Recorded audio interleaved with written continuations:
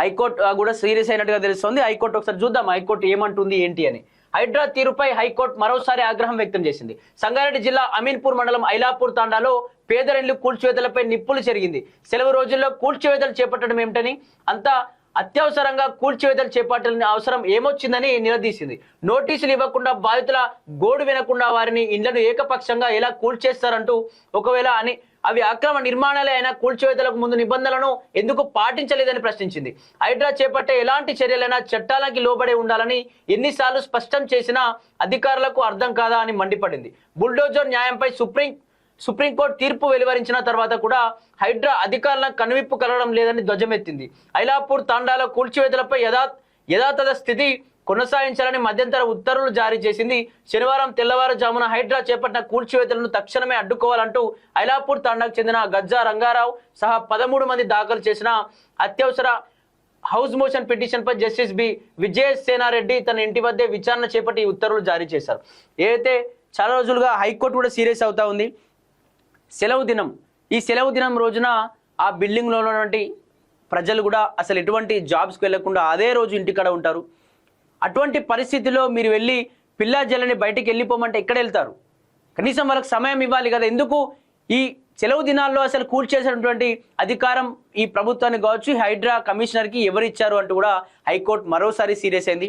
ఏదైతే ఐలాపూర్కు సంబంధించినటువంటి గజ్జా రంగారావు సహా 13 మంది దాఖలు చేసిరు హౌస్ మోషన్ వేయడంతో ఖచ్చితంగా దాన్ని వెనక్కి తీసుకోవాలి. ఇప్పటి వరకు ఏ బిల్డింగ్లు అయితే కూల్చేస్తున్నారో అన్ని ఎక్కడికక్కడ ఆపేయాలి అంటూ కూడా ఉత్తర్వులు జారీ చేసి, సెలవు దినాల్లో అసలు కూల్చివేతలు ఏంటి, అసలు మీరు రాజ్యాంగానికి వ్యతిరేకంగా మీరు కూల్చివేతలు చేస్తూ ఉన్నారు, కనీసం ఇన్ఫర్మేషన్ లేకుండా చిన్న పిల్లలు ఉన్నారని కూడా చూడకుండా వాళ్ళని బయటకు గెంటేయడం ఏంటి అని కూడా హైకోర్టు సీరియస్ అవుతా ఉంది. అలాగే సహజ న్యాయ సూత్రాలకు విరుద్ధం.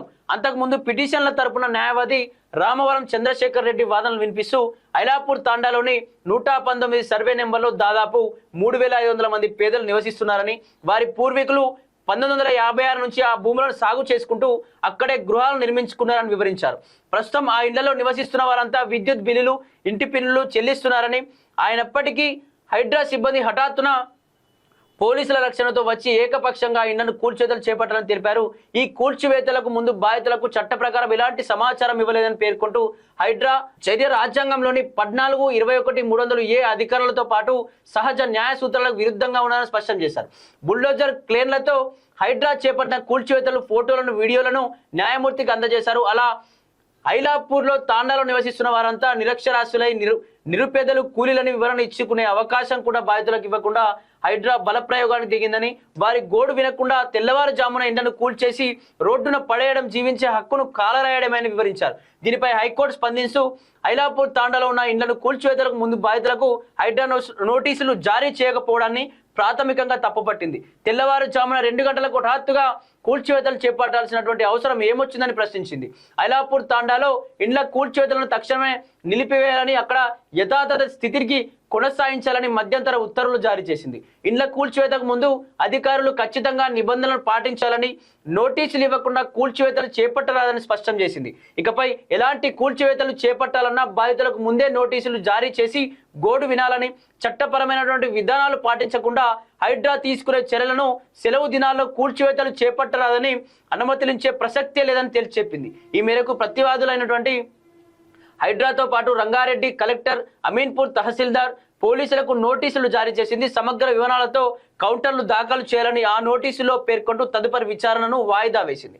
ఏదైతే దీనికి సంబంధించి 119 సర్వే నెంబర్లో 3500 మంది పేదలు నివసిస్తున్నారని, వాళ్ళ పూర్వీకులు 1956 నుంచి ఆ భూములను సాగు చేసుకున్నారంటూ కూడా ఆ 13 మంది చేసినటువంటి పిటిషన్లో దాఖలైనట్టు తెలుస్తోంది. దీనిలో ఇది రాజ్యాంగ వ్యతిరేకమైన చర్య, వాళ్ళ యొక్క జీవించే హక్కుని కాలరాస్తా ఉంది, రాజ్యాంగానికి వ్యతిరేకంగా హైడ్రా ముందుకు కొనసాగుతూ ఉంది. సెలవు దినాల్లో అసలు హైడ్రాకు ఎటువంటి అధికారం ఉంది అని చెప్పేసి ఈ విధంగా పేద మధ్యతరగతి ప్రజలపైన వాళ్ళ యొక్క జులుంని కొనసాగిస్తున్నారంటూ కూడా హైకోర్టు సీరియస్ అయింది. రాజ్యాంగంలోని 14, 21, 300A అధికారంలో ఇది ఖచ్చితంగా వ్యతిరేకం, జీవించే హక్కును కాలరాయడమే అంటూ కూడా హైకోర్టు సీరియస్ అయింది. పొద్దున్నే తెల్లవారుజామునే 2 గంటలకు వచ్చి వాళ్ళ యొక్క ఇళ్లను కూల్చేటువంటి ఆ పరిస్థితి ఎందుకు వచ్చింది? వాళ్ళు ఏమైనా దొంగలా లేకపోతే దోపిడీదారులా ఎందుకు ఈ విధంగా చేస్తూ ఉంది? ఖచ్చితంగా దీనికి సంబంధించి ఆ కలెక్టర్ రంగారెడ్డి కలెక్టర్ లేకపోతే అమీన్పూర్ సంబంధించిన తహసీల్దార్ వీరందరూ కూడా ఖచ్చితంగా దీనికి సంబంధించి పూర్తి వివరాలు నాకు దాఖలు చేయాల్సింది అంటూ కూడా కోర్టు సీరియస్ అయింది. సీరియస్ అయ్యి ఖచ్చితంగా దీనిపై తదుపరి విచారణ వచ్చే వరకు కూడా ఎటువంటి కూల్చివేతలు చేయొద్దంటూ కూడా విచారణ అయితే ఇచ్చింది. చాలాసార్లు చూసాం, చాలాసార్లు కూడా ప్రభుత్వం ఈ చేస్తున్నటువంటి ఈ దురాఘాతాలు కావచ్చు, లేకపోతే సరే దురాఘాతాలు అనడం కరెక్ట్ కాదు, కానీ ప్రభుత్వం ఇల్లు కూల్చేయడం తప్పు అని మేము అనం, కానీ ప్రజలకు కనీసం ఇన్ఫర్మేషన్ ఇవ్వాలి. ఇన్ఫర్మేషన్ ఇచ్చి సరే ఇప్పుడు ఈ సంబంధించిన ఇల్లు కూల్చేసిన ఒక 1 వీకో లేకపోతే సరే ఓనర్కి ఒక 3-4 సార్లు ఇన్ఫర్మేషన్ ఇచ్చిర్రు, ఇది వాస్తవం, కానీ ఓనర్ వీళ్ళకి చెప్పప్పుడు అంటే ఖచ్చితంగా నేను ఆపుతాను అని చెప్పేసి ఏ విధంగా అతను ఆలోచించాడు. ఒక హైకోర్టు లాయర్ కాబట్టి అంటే ఆపే ప్రయత్నం ఉంది, నేను ఆపేస్తాను, కోర్టు నుంచి స్టే తెచ్చుకుంటాను అనేటువంటి అంటే దీనికి సంబంధించి ఆగిపోయాడేమో, కానీ ప్రజలకు అతను చెప్పకపోవడం కూడా అతను తప్పు. ప్రజలు కూడా కొంచెం తెలుసుకునేటువంటి అది ఉంటుండే, కొంచెం కనీసం నోటీస్ పెట్టి ఒక 3 రోజుల ముందా లేకపోతే 1 రోజుల ముందా నోటీస్ ఇచ్చి ఖచ్చితంగా కూల్చేస్తాం ఖాళీ చేయండి అంటే కూడా ప్రజలు వేరే ఆల్టర్నేట్ చూసుకునే వాళ్ళేమో. కానీ డైరెక్ట్గా వచ్చి జులుం చూపించేసరికి ప్రజలు కూడా ఆర్తనాదాలు వినిపించారు. ప్రభుత్వం పైన వ్యతిరేకత వచ్చేటువంటి పరిస్థితులు ఉంటాయి. ప్రభుత్వం కూడా కొంచెం ఆలోచించాలి. ప్రభుత్వం కావచ్చు, హైడ్రా కావచ్చు, కొంచెం ఆలోచించి నిర్ణయాలు తీసుకుంటే బాగుంటుంది.